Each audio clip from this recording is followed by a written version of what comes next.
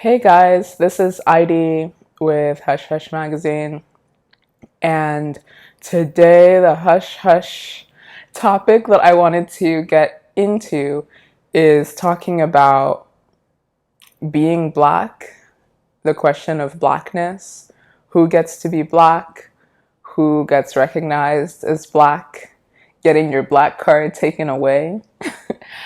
But growing up, not even just growing up, actually my whole life, even as an adult, I'm talking about this. Like it was something from back in the day, but even a few months ago, I was accused of not being black enough. So I wanted to share with you guys what my experience has been and the way that I think about it so that it doesn't get me down or demotivate me or make me feel any kind of negative way.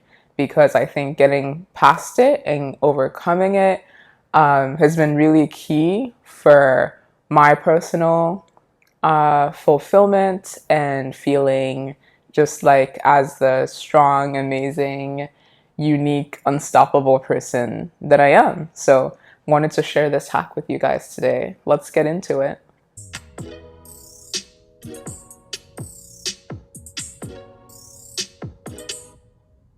So, the first question that some people might have is, what do you mean, like people say you're not black enough? Or what does that even mean to not be black enough? So, I figured some examples might be useful. So, for example, um, I have had people ask me, why do you speak so properly? Like, why don't you speak Ebonics? Why don't you have any black slang in your vocabulary?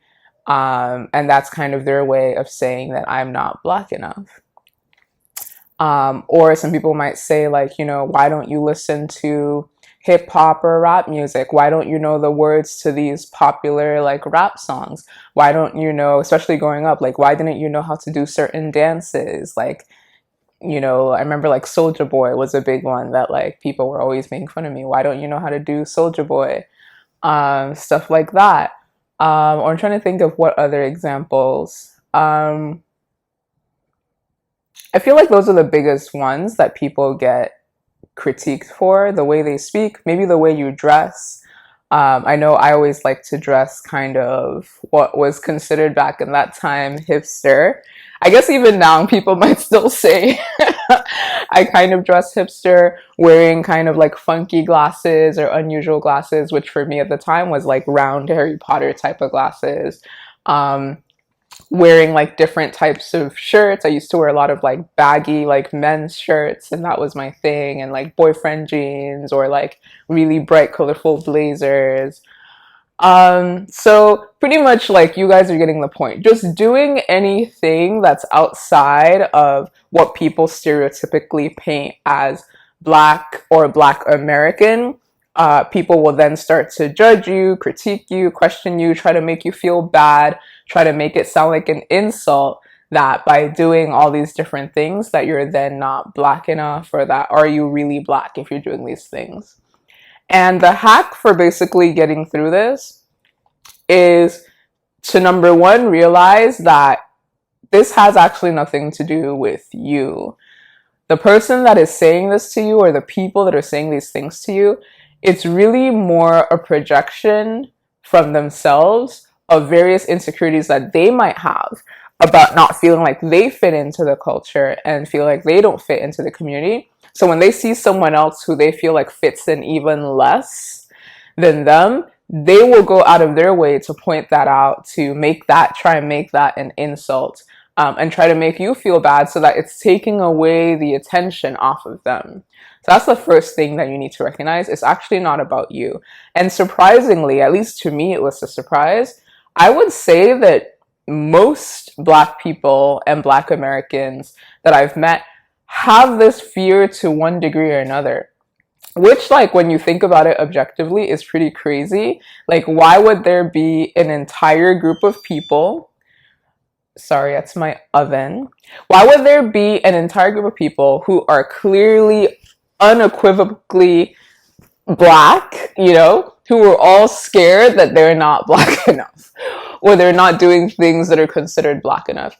I'm sure there's a bunch of history that I could dig into. I'm sure it probably ties into the history and the legacy of slavery, colonialism, segregation, and just like messed up things that have happened in the past. But at the same time, it doesn't mean that it's something that needs to continue into the future. And I think this is something that people are starting to really embrace and get a hold of. So that's the first thing. Realize that it actually is not really like something for you to worry about and something for you to be concerned about. Because I remember when someone first said to me, like, oh, you don't eat at McDonald's, you don't like McDonald's, are you really Black? And I was freaking out, like, oh my God, they're so right. Like, my family doesn't really eat that much McDonald's, or I actually hate McDonald's. Like, what's wrong with me? There's nothing wrong with you. So take your mind off that. And then thing number two, realize that the situation is actually pretty unique, I would say, in some ways, not in all ways, but in some ways it's kind of unique to being Black in America, because it's one of the only times in my experience that I ever felt like I needed to fit into a very neat box in order to be categorized as part of a racial group.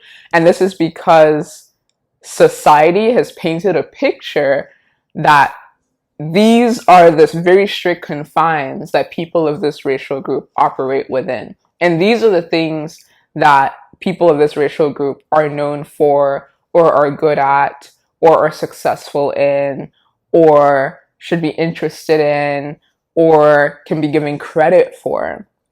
And so once you start to go outside of that, I think historically society has wanted to keep Black people in that box. Like, oh, if you're Black, you shouldn't be educated. Oh, if you're Black, you shouldn't be artistic. Oh, if you're Black, you shouldn't travel. Oh, if you're Black, you shouldn't swim. Oh, if you're Black, you shouldn't do this, this, that, and the other. And so there were a lot of things that were societally pushed, legally pushed, like, oh, if you're Black, you shouldn't be a homeowner. Like all these different things that society wanted to box us within. And I think over time, that box became something that was kind of like internalized in a certain way. Like I know one topic that my friends and I discuss a lot is this dichotomy of being Black and in entertainment.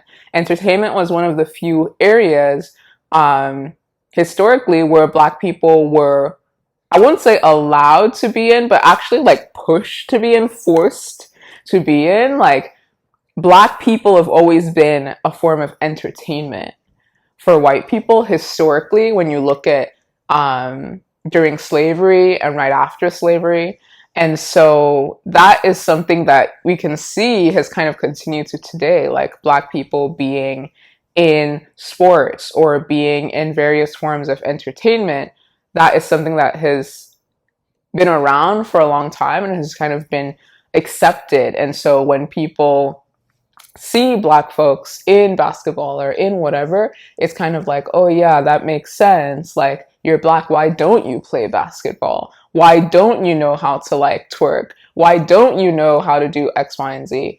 And so it's kind of like taking a script that was kind of written for us, internalizing it, and then projecting it back on people continuously.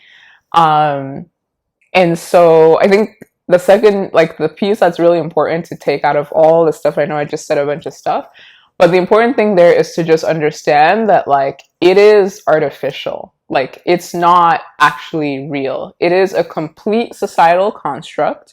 There is no guidebook or, rules for being Black.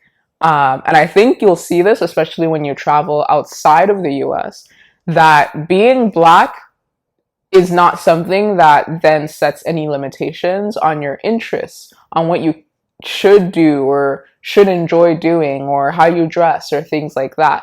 You have a lot of flexibility and a lot of leeway to just be however it is that you came out, and not to be constantly questioning, why is it that you act like this, talk like this, walk like this, dress like this, etc. And so for me, as someone who was an immigrant to this country, I was influenced by a lot of different things, and it made me be the person that I grew up to be and the person that I am now. And that person is really fucking weird. Is really weird when you compare me to like other black people that I grew up with and even other black people that I might know today. Like I am really into like ceramics and sculpture. I'm really into like jazz music and like Latin music and Latin dance. I'm really into like really healthy, clean cooking and eating. I'm really into like yoga and meditation. I'm really into traveling.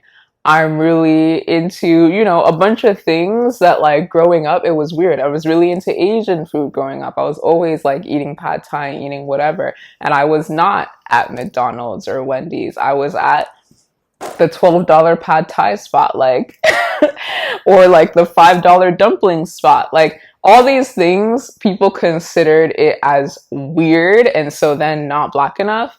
But in reality, like, we all know, or at least I know, that all these different cultures and foods and trends and interests, black people historically have had a huge hand in all of these things, whether it's jazz music, whether it's house music, whether it's, Asian food or European food. Like, there are very few things that you will not be able to find that there's either a black person today or there have been black people historically that have played a role in that or had some sort of influence to make it what it is now. So this idea that blackness needs to fit in a certain box is actually really limiting how great and how incredible blackness actually is and how all-encompassing blackness actually is, and not giving enough credit to our history and to our talents and to our interests and to just the wide breadth of things that black people can do and do excellently and that they love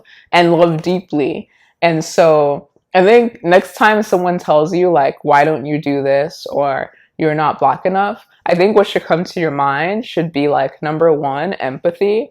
Like, I feel for you that this is the place that you're at emotionally right now, and I hope that you don't have to continue feeling this way, and I hope that I can actually inspire you to feel like you can be however it is that you want to be.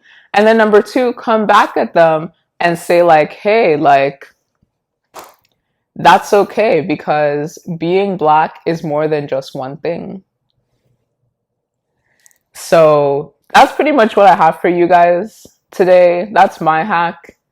For when people tell me I'm not black enough, I pretty much just laugh at it.